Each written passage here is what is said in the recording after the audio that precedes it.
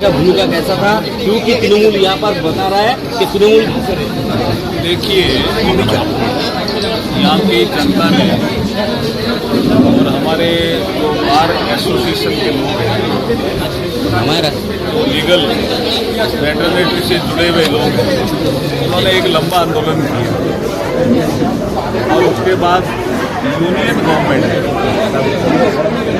भारत सरकार एक निर्णय किया कैबिनेट में, वो सब ऑन रिकॉर्ड है। टीएमसी के लोगों को वो निर्णय देखना चाहिए। 6 फरवरी 2019 का वो निर्णय कैबिनेट का जलपाईगुड़ी में सर्किट बेंच में कैबिनेट का डिसीजन है।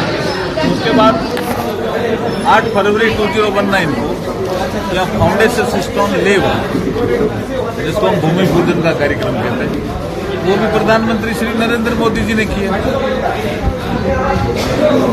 उसके बाद आगे की कार्रवाई बढ़ी, डिजाइन अप्रूव हुआ होगा,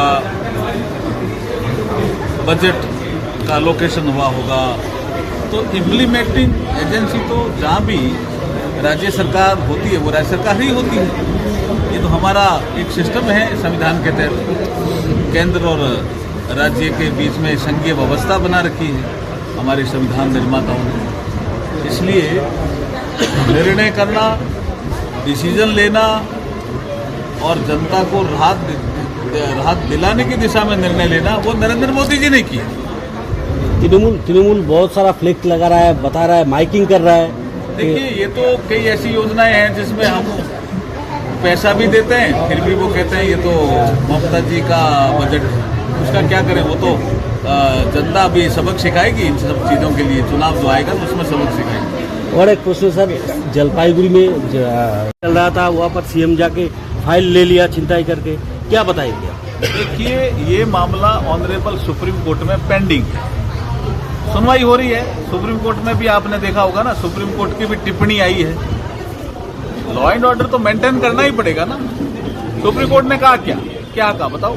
लॉ एंड ऑर्डर मेंटेन करना पड़ेगा, नहीं तो अराजकता फैल जाएगी। सुप्रीम कोर्ट ने कहा कि नहीं कहा बताओ?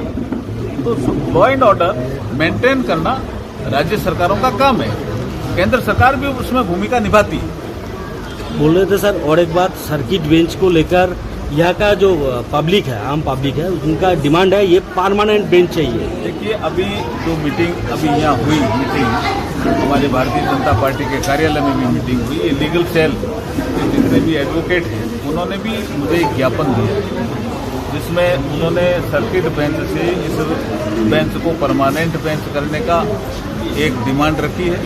दूसरी डिमांड ये रखी है कि इसमें कुछ 4 जिले आते हैं, 3 जिले इसमें और सम्मिलित किए जाएं। 2 डिमांड आई है, मैंने वो ज्ञापन लिया है। हम इसको उचित स्तर पर ले जा करके प्रोसेस कराने का प्रयास करें।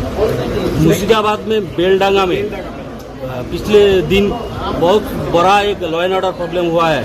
अभी बताया मैंने, लॉ एंड ऑर्डर की स्थिति अच्छी नहीं है बंगाल में। बंगाल के रिपोर्टर लोगों को पीट रहा है, जर्नलिस्ट के ऊपर में हमला हो रही है। लेडी मैंने रिपोर्टर। आपको बताया ना, लॉ एंड ऑर्डर की स्थिति बंगाल में अच्छी नहीं है, बिल्कुल अच्छी नहीं। दीदी को कोई मैसेज देना चाहेंगे आप लॉ एंड ऑर्डर को लेकर? जनता मैसेज दे रही है ना, जनता देने वाली है मैसेज। Thank you. सामने में चुनाव है 26 में। चुनाव का विषय चुनाव आयोग तय करता है। थैंक यू जी, थैंक यू।